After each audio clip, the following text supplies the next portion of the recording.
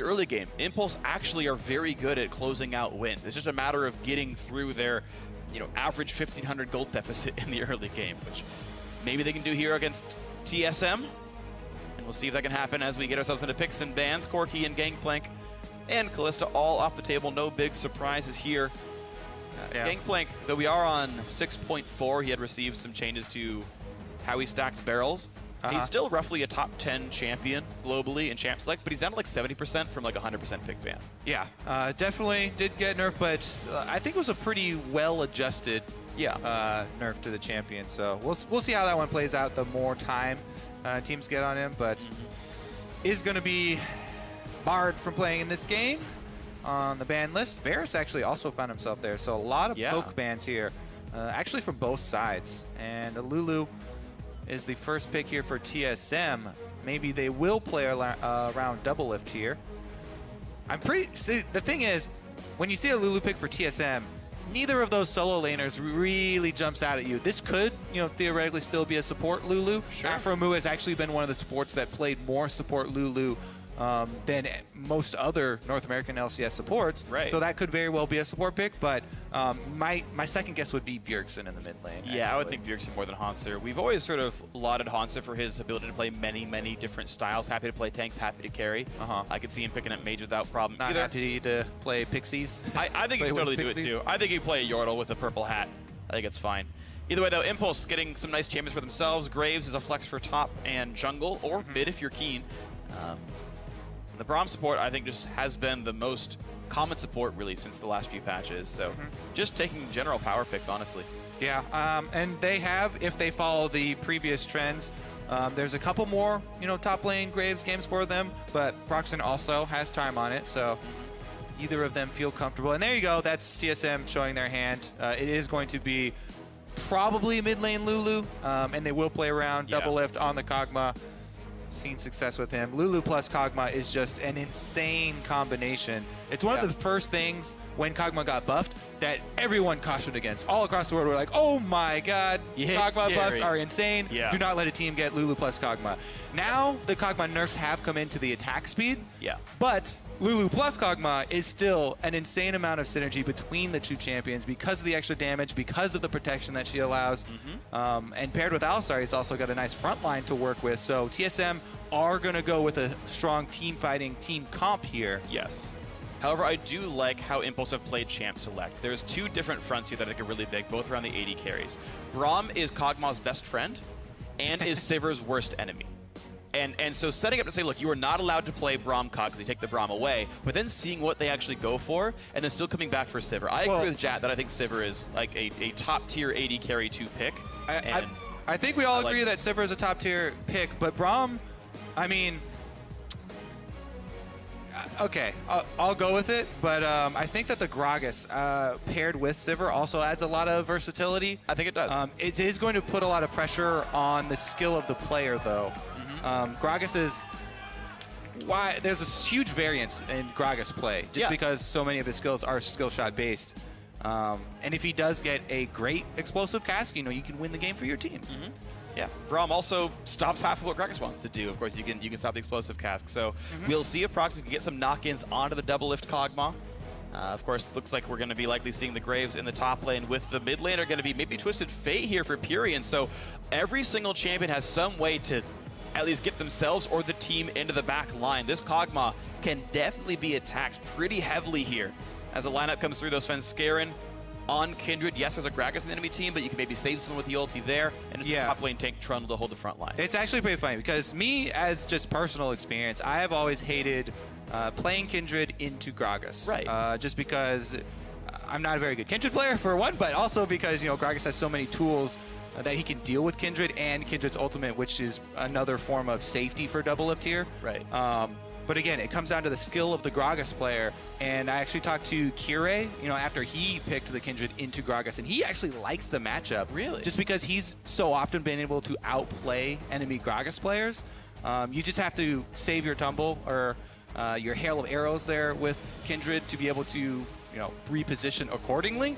Okay. And you can also save the Kindred ultimate till after Gragas uses it if they're using it for initiation, which in this team comp, it looks like Impulse might use Gragas ultimate very early on in conjunction with TF trying to stun someone into place for a good one. To try to actually pick out the Kog'Maw in the first place. We'll see. Yeah, the order of operations. Skill matchup. There you go. Grepo says it for like every matchup in the bot lane, by the way, regardless of whether it is or not. Either way, I think it's going to be a great match here. TSM versus Impulse. Tweet at LOL Esports with hashtag TSM win or hashtag TIP win for which team it's going to be.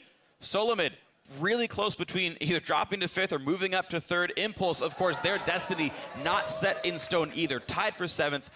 2.5 games back from 6th. They could go up, they could go down. We'll see what these guys do. Here we go, into the match. All right. We'll also keep our eyes on Svenskeren and see if he does go with the Devour, which has been the overwhelming favorite recently for Kindred players. Also, I want to see if he makes any early moves because TSM actually did a pretty good job at IEM in some of the games of utilizing Svenskeren's early offensive tendencies on a jungler.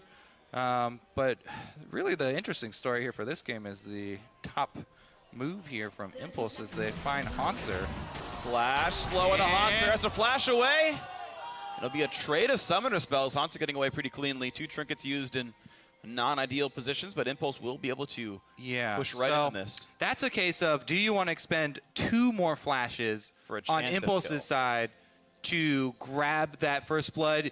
Maybe somebody is there protecting him. I think that if no one is there protecting him, then you can capitalize, but it's very risky there going in blind. And they'll take the sure win of flash advantage. Hanser on Trundle will not have an escape. Maybe that turns into something. We'll see if there's any ramifications later on in the game. If it's a lane swap, you've pretty much got 3 minutes of guaranteed safety to get that cooldown most of the way back, because you really never fight other champion in the 3v0. So we'll see what the arrangement ends up being. And look at this, actually very safe starts on both sides. Svenskeren getting a long leash alongside Yellowstar and Doublelift, actually. So they really ensure that Svenskeren is not stopped. And Yellowstar actually going to stay to leash in the bot lane as well. So I have not seen this level 1, actually, in quite some time. Yeah. TSM, they also, Hanser here, saw the dual lane starting Gromp and is trying to take away the Wolf camp. He's doing a good job. He's taking the small ones, and he's actually hiding the big wolf around the corner. If he doesn't chase this further, Proxen, he doesn't see the wolf there in the fog of war. Hanser, smart move right there, leashing the wolf around the edge, and he's going to be able to steal away a camp. Wow. Very, very good. As a top laner, you're happy to get any sort of scraps, and a full camp for yourself is definitely good for Hanser. Things have turned around after having to use his flash early. Very happy with the start for him. Definitely really smart stuff by TSM to get more of the jungle in the early game. That will trickle forward and just give them more golden XP total coming into this one. The Trundle will still walk into the bot lane for the standard 3v0 gameplay. And looks like there shouldn't be really any issues with knocking the outer turrets down for both of these teams. That means we next track sort of where the junglers are going and what they do after the first wave. Impulse definitely is going to knock it down first and pushing harder, so we'll see how they transition if they decide to continue hard shoving with the Graves, which actually happens pretty frequently, trying to shove it all the way down to secondary turret just because Graves is so good at constantly shoving waves, and it looks like they are going to do that. Okay. That's going to make things interesting because I don't know if TSM can recall their dual lane back in time to absorb the wave under that left side tier 2 turret. And I like this tempo play here from Impulse because they already knew they had the lead on the first turret, and they're going to get this one all the way into the second. Let's see if they can actually finish getting the second one, though, because TSM are playing pretty standard here. They're going to try and bounce the wave instead and go back and defend secondary. Secondary is pretty hard to take, even if you do have Graves at close range, getting that extra damage on the turret. They may only get it to half. TSM will be able to freeze his bot lane, but Doublelift is low on health and mana, so he will not absorb the experience that is currently being gained on that freeze. This turret's down to half, and honestly, TSM didn't get much. I feel like more gold was temporarily gained by TIP, and that turret damage just will be useful at some point later in the game. We shall see. I think that the tempo play was still correct here from Impulse, because as you say, the turret damage whenever you have a Twisted Fate and a Graves, like a Graves in a solo lane like that is always going to try and shove lane and keep up the pressure, especially since their AD carry is Sivir, who has great wave clear, and can control side waves a lot easier than Kog'Maw can early in the game.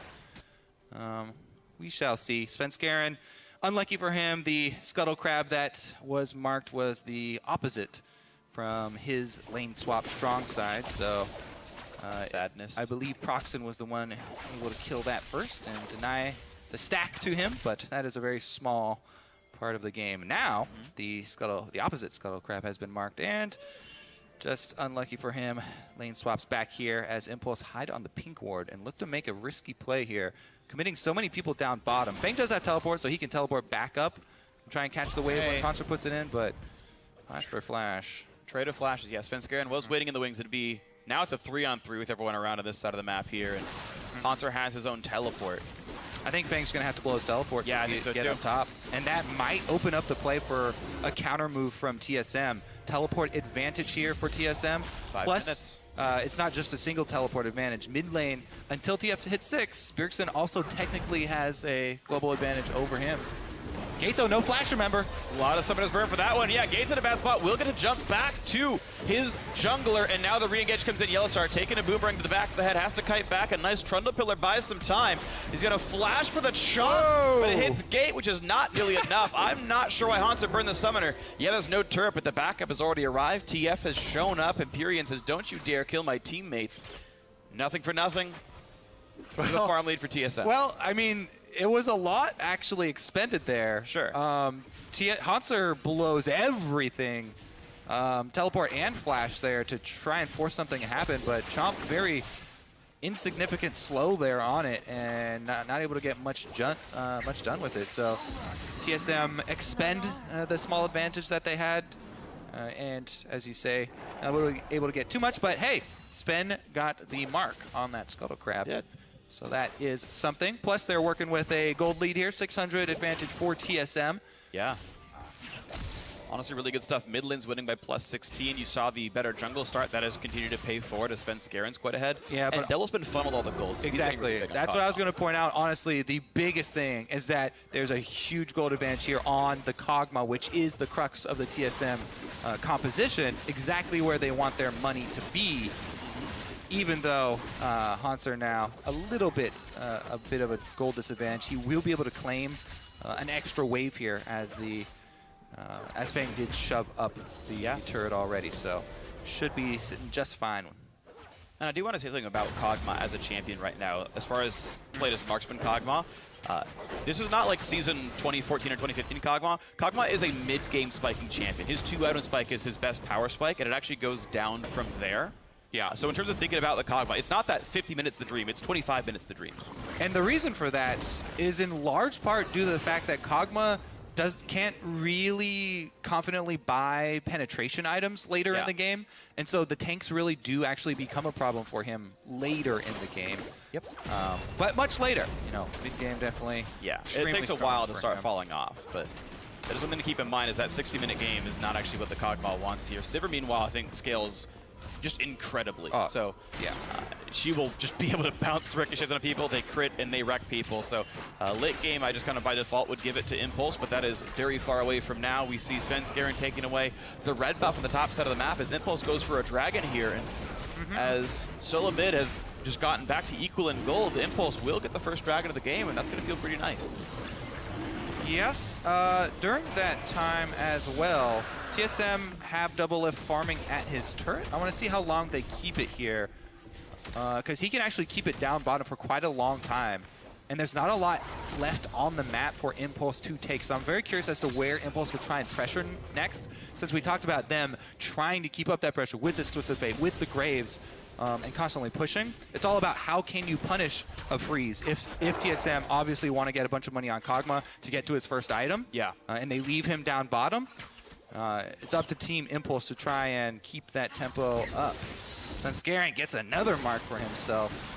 And now we see Double Lift having to push out the bottom lane. The freeze broke, but no one on Impulse is here to punish at all. And there are no wards for Double Lift. I can't see any vision at all from the blue side and this side of the map.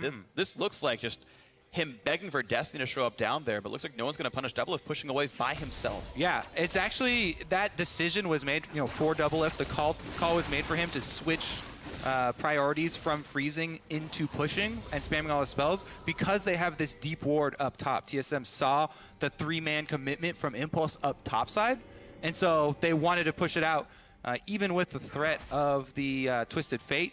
Remember, they do have 2 teleports on TSM's side as well. Impulse. Tricky bit. Yeah. Yeah, so Impulse with all those resources still on the top side of the map, and of course they're on top of Scuttle right now, are taking Rift Herald, which means Doublelift is still safe to somehow, and you should not do this in solo queue at 9.5 minutes, solo pushing bot lane to tier 2 turret. Yeah, remember, these are informed decisions from TSM. This is not Doublelift blindly, as people so much like to go back to those tendencies from him from years ago of side lane pushing. Conscious decision made due to the information that TSM gained from those wards and from the Scuttle Crab. We'll see if Impulse can actually capitalize on this Rift Herald, because they have actually given it over to Sivir. Can annihilate the waves and then add extra attack speed to the minions, but they aren't going to try and use that to finish off that secondary turret, which we thought might have later game ramifications. Turns out TSM have been able to defend for fairly long and haven't taken much more damage on the secondary turret, so hasn't been too much of an issue. Team Impulse, though, remember always that they, even though the gold is tied right now, they have an extra outer turret taken already. So there's more standing gold here that TSM can grab once they decide to make that move. Yeah, Solomid never actually knocked down that top outer because the trio came in time. So Solomid waiting to get that gold when they can. But yeah, Yellowstar face checking into the enemy team, and he's only level 4. Gold card hits, he flashes and actually stays alive. Svenskeren re-engages, headbutt, pulverize, makes Pyrian flash away. Nearly dead as well. Gold card locked, but Gates taking tons of punishment. Has to flash away as well as the team just runs away off Mash's ulti. Yeah, in lane swap games like this, Doublelift! Flash headbutt, there's the pushback. Oh no! Fang's ulti misses, would have probably killed off the Doublelift Kog'Maw. Really rough misplay. Yeah, not much else to say about that, except for the ulti goes wide there from Fang. Ooh. He has had some hiccups with the Graves, even though he does like it. Has played it quite a few times. But yeah, Svenskeren also was holding on to the Kindred ultimate there in that little skirmish where Yellowstar was getting a little bit low, and Bjergsen and Svenskeren actually do not double up on their life-saving abilities, as sometimes has happened in the past when they run 2 of them. Lulu ultimate did go down fairly early, so Sven was able to hold on to his ultimate, and the standing gold that we talked about will be claimed here. Doublelift gets all the local. Yeah, that's actually the second time in a row it's happened, by the way. When the bot lane turret went down, they also gave all the local gold to Doublelift as well. They've really just been prioritizing that. He gets the farm, he's the important one. Hanser, deal with scraps. Deal with it, homie, because it's all about the Doublelift show right now. Yeah. The one thing, I do have a question for you as an AD carry main. To me, the Boots of Swiftness early on Kog'Maw really stands out as a question mark, because Kog'Maw, we also talk about, Kog'Maw likes to stand still for most of the time when you pop the W and won't be moving that much, plus cooldown reduction is great for getting more W activations off. Yeah. How do you feel about the early Boots of Swiftness? I don't super love Swifties. I get it in terms of like being able to chase people. They're cheap. More of an offensive. Yeah, like I would just, personally I just buy Berserker's Greaves, but I think what happened is Doublelift backed on like exactly 800 gold, and so he couldn't buy his Blasting Wand.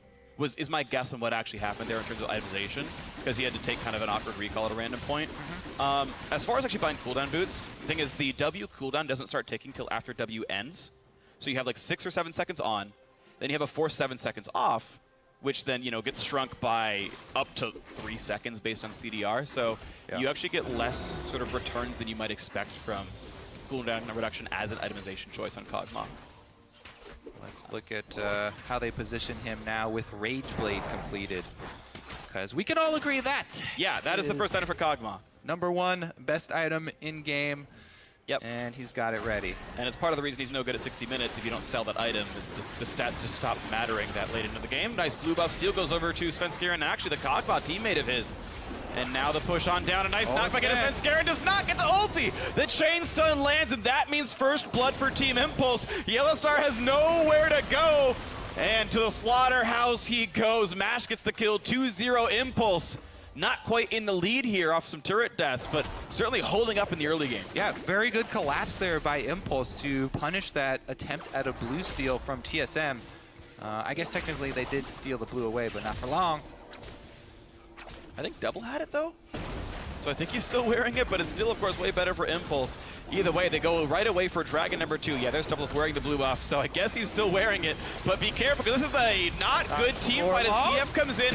Gates real low, though, and just dies. Doublelift is getting to free hit. Finally goes down to Mash. The team flies forward, looks for Hanser. A few more kills traded. I believe that's a 2 for 2, but it still means that Dragon Control is here for Impulse. But they will back away for now. That got a little hairy for Impulse. TSM actually pretty happy with how they were able to stop that and go even on the kills. Doublelift didn't have to use any summoners, by the way. He still has heal up. So even though he did go down, it wasn't too big of an issue for them. Yeah. You are going to want to save those high impact summoners for the team fight that will mean objectives afterwards. Absolutely. Spencer Hansen been doing a good job, by the way, keeping up his farm on this Kindred, even though he did die there, with the blue invade. He's putting out. All right, so let's take another look at this. Got the 3-man ultimate, jumps forward with this Unbreakable, but Unbreakable is down, and now he is breakable. Doublelift gets the ultimate off, and Spencer's gonna have to. Yeah, it's broken. Proxen here. Could he have walked up that wall instead of down? I don't know. We're fighting again. We're fighting again. Yellowstar's already dead. He's still not level 6, by the way. So he is not durable in the slightest. Svenskeren pops the ulti on himself, but the team already disengaged. That said, though, Double does pick up 1 kill. Gates able to walk away with a jump to a teammate. Mid laner for support. Honestly, TSM worked harder for it, though, and advantage to them. Able to take down Pyrian, and Pyrian on the Twisted Fate is the main wave clear at this stage. See if Gragas can pick up the slack. Not really enough. Not exactly. Only a few minions, but this is still a lot of turret damage available. New wave shows up. This will be mid lane tier 2 going down, and TSM suddenly 4 turrets to 2 up after getting some great mid lane push. Yeah, I say that he's the main wave clear, but they also have Sivir as their AD carry. So Mash going top lane right there. Still not quite sure if Gragas plus Sivir is able to wave clear. I think they might have been able to. Depends if you're under threat or not. Because, I mean, they didn't have to save it for too long. I feel like Boomerang and a couple of ricochets would be enough to hold on to it. But they don't commit the Sivir as well, and TSM get that mid lane turret. Again, another Rift Herald here. Last time, all they really got out of it was the Team Gold. Didn't really make much use of the buff with Mash taking it last time. This time Proxen will get it, so at least they'll increase his jungle clear. All right, let's look at how this started. What a pillar. Yellowstar with the flash plays. Oh, he missed the pulverize, though. The gate got actually knocked out.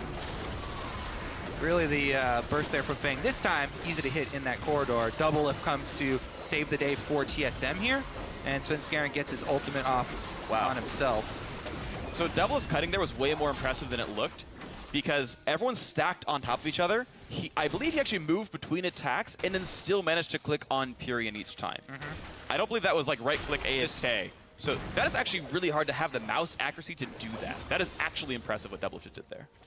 Definitely did, because Sivir was right next to him sometimes. Yeah. Especially if you're trying to quickly cancel your move on a Kog'Maw. Might get a misclick in there, but not for Doublelift. Definitely always been a mechanical great as far as AD carries are concerned. And right now at TSM, mechanics are kind of all he needs. Playing the Kog'Maw, gonna get into the mid game as fast as he can. He did take a pit stop for Quicksilver Sash, which delays Hurricane, which actually he would literally just have right now if he didn't buy Quicksilver Sash. So damage is down, but it will help him get away from Twisted Fate ganks. And we'll see if that durability is enough for Doublelift here as he puts down what damage he can. Mash has Essence Reaver done now, plus the Zeal. Once he gets Static Shiv, he'll really have some great AoE damage to deal in team fights. Yeah, the buff to Sivir really starts coming now towards the mid and late game. Crit starting to come in for Sivir. The team fight damage that she puts out is insane. We'll see if Impulse, though, if they can rush to the Kog'Maw. They've got the Sivir, Twisted Fate, and it's going to, once again, come from a high-skill Gragas explosive cask. See if Proxen is up to the challenge. Otherwise, Kindred plus Lulu plus Alistar and Trundle. A lot of protection there. Here goes the initiation, though. Red card locked, though. TSM knows all about that. Bjergsen's going to be totally fine. No gank going to happen for... The salute to Reggie there from Proxen, or Pyrian. No, it's fine, but still, mid lane under a bit of pressure. TIP can't quite push it all the way down, and keep in mind that top lane Tier 2 got hit down to half HP as part of the initial lane swap game, and Impulse have not yet been able to get back to that side of the map. Oh, yeah. They are TSM right back up the middle. Not only are Impulse out of position, but they're down in gold value as well. Even if they find the fight, it's going to be hard for them to pull out victory, considering they're going to have to scramble for positioning here. Another turret here over to TSM. Fang going to try and I think this is a good equalize. finally finish the job they started early on. And with how little time he actually has to do this with the rest of the recalls coming in, he would not have killed us without the lane swap going the way it did. So the actual choices made in minute 3 of the game actually pays off as a turret kill here. So rarely do I see the turrets actually die because of that. Like, the team just ends up losing the game before that happens. But yeah, we finally saw that the choice to push paying off there. Impulse keeping the gold pretty close. Yeah, kind of a drop in the bucket though, because TSM, you know, even though their gold lead isn't, you know, huge at 20 minutes, sure, they've got so much of it concentrated on Kog'Maw, and it's all about the items. Gold doesn't really win you games. It's the items that you buy with those, obviously, and Doublelift has what he needs right now. Not only does he have the 2-item huge power spike, but he's got a QSS as well. QSS popping the ulti, can't get him away. It actually pushes him out of the team fight. Yellowstar pops ulti, so does the Kindred. So Svenskjær's going to sit here, get the heal. TSM staying alive, ulti's popped. Hanser pops his own. Takes a tribute from his enemies, getting some health and stats for that one, but a 0 for 0. Ulti's burned for most people. Yeah, Lulu ultimate's still available though, so they still have some means to protect Kog. And they're going to keep up the pressure here. Hanser goes right back to split pushing. Both teleports, remember, still up for TSM, whereas Fang just used his on Graves. Yeah, so teleport's going to be an important thing. However, there's still a global up for Pyrian, so he can maybe make some split pushing shenanigans happen here as Doublelift retreats alongside the team over towards his Baron that, as of a minute and a half ago, has spawned on the map. And of course, Kog'Maw, yeah, real good at killing that thing. Yeah, Svenskjær about there. Looking for the play, flash to the gold card into the goodbye, Svenskjær. Stayed out a bit too far. Another flash in for Gate. He looks for the chase in the Doublelift, who was able to flash away to safety. Gold card to a minion, nothing else to hit. And hey, look at that, a nice pick for TIP. Now down to the bot side, Hanser does have flash for himself, as well as the cooldowns pretty shortly. Oh, but a great knockback, flash of the wall, goodbye, killed anyway. That was a great explosive cast by Proxen. And that steady advantage is happening now. Yeah, mid-game here, TSM kind of lost focus. They scramble to a couple different positions. Not quite sure where the top lane was right there, but one person gets picked off. Impulse are grouped as 5, able to chain that into a second kill and objective afterwards. So TSM, with the mid-game sort of loss of focus right there, do give something back to Impulse, who are clawing their way back into this one. But TSM never say die. They know teleport's up, so when he respawns in 4 seconds, he's there to join the team. And they lost 2 people and pushed top lane 2-2. Turret's almost gone. There's the ultis in. Gold card locked onto Yellowstar, and here comes Hanser. The fight continues. Headbutt pulverize onto Gate, which means he's going to be dropping rapidly. And Devil gets another kill, the 4th of the game for TSM. Hanser stunned up, but he is tanky in the front line. He procs the next target, and look at the damage on Svenskjær and pushing him around. Fang is next up. He will drop down. A shutdown comes through to the TSM jungler. A 2 for 0 this time for the blue team. Revenge for Sven there, and that is when TSM decides to finally blow all the extra summoners that they had stored up. Teleport for Hanser comes in. Gonna turn into a Baron for themselves. I don't see Impulse stealing this one. I don't either, Kobe. This one's going to be going over to TSM. Popping the gold lead up to about 4,000 now as TSM are in control of this game. Yellowstar finally at level 6. He was able to pop the ulti and tank some damage for a while. And it was all the time they needed for Doublelift to kill basically everyone. And Svenskjær to steal the deal. Yeah, that sort of extra commitment of Impulse in their own jungle onto Hanser. Yeah. They actually overextended quite a bit onto the Trundle, which, you know, popped the ultimate there, and he gets extremely tanky. Let's take another look at this. They initiated onto Yellowstars here, and they actually popped the stun right after Yellowstar pops his ultimate. So at this point, you know, Gate is pretty much forfeit. Gate's pretty dead. But Impulse, look at Pyrian's mana as well. The Twisted Fate is not going to offer much, but they use so much on Hanser. Barely a scratch. Allows Svenskjær to go so deep offensively here. Because so much was just used as far as the basic ability cooldowns onto Hanser. The Kindred right into your face there. And they're able to pick up 2. Yeah. Over aggression by Impulse. They could have taken the 1 for 0 off the teleport and gotten out, but getting into a team fight against mid-game Kog'Maw. They got punished. Mash, I don't agree going Phantom Dancer second on Sivir. It's better for dueling, but who cares? You need Sivir's to AoE the team. Yeah, she's not for dueling. Yeah, I don't like this item at all on her in almost any context, but it's going to allow TSM to keep pushing forward. The wall comes up from gate to block some damage. Will do so pretty cleanly. Minions, though, still tanking up the turret, and look at the damage coming out from double lift here on Kog'Maw. Down to half HP on this top inhibitor turret, and TSM are not going anywhere. They've got Baron buff. They can take their time with this one. Next wave comes in about 20 seconds here. Oh, Fang's Sterix has popped as well. That's actually very big for Graves. That takes away not only the survivability, but a lot of damage there as well that he'll count on. Trying to lifesteal when low. Up, in goes gate, blocks some damage. Sivir ulti pop, they go for the engage. Knockup comes through. Who can they hit? Kindred ulti to keep the team alive, but that means also time for Gate in the front lines. Who's going to go down? That will be Gate trading lives with the jungler of TSM. A 1-for-1 hero. Barrow to the back line. Honestly, not the worst thing ever for Impulse, going 1-for-1 with that. Minions are gone anyway. No push left for TSM. Yeah, they still have Baron, but they've used all of the ultimates here. Baron buff is going to be enough, though. Proxen has no health, and Fang doesn't either. Chased down by Double Lift on a killing spree. Re-engage, trades back, but a triple kill already for Kog'Maw. Pyrian, last man alive, down to half HP. What a good fight for TSM. This inhibitor is gone.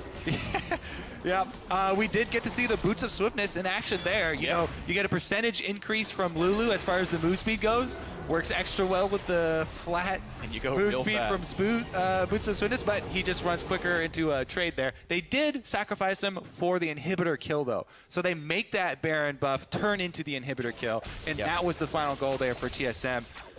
A little bit, a few extra deaths there given away during it, but goal accomplished for them. They're very happy with how that push turned out, and now they're sitting with a fairly comfortable hold on this game. Yeah, gotta say, just pleased with how TSM played minutes 18 to 26. That, okay, Kog'Maw's online. Look to fight over almost anything because he will carry any team fight with the items this champion has. They got a Baron, they got an inhibitor, they got a whole bunch of team fight wins. Yep, good stuff for TSM. Yep, just run straight at Fang. Turret is on him. Mash does get a crit here. Pyrian, again, red card, but Proxen actually got the body slam off at the same time, so gold or red would not have mattered. And they actually got 2 kills for that as well, since Proxen had to sacrifice his body. Solid stuff. It's a 5,000 gold lead now. TSM can feel quite comfortable in this game. There's a Mercurial Scimitar and the makings of a Blade of the Ruin King coming in now for Kog'Maw.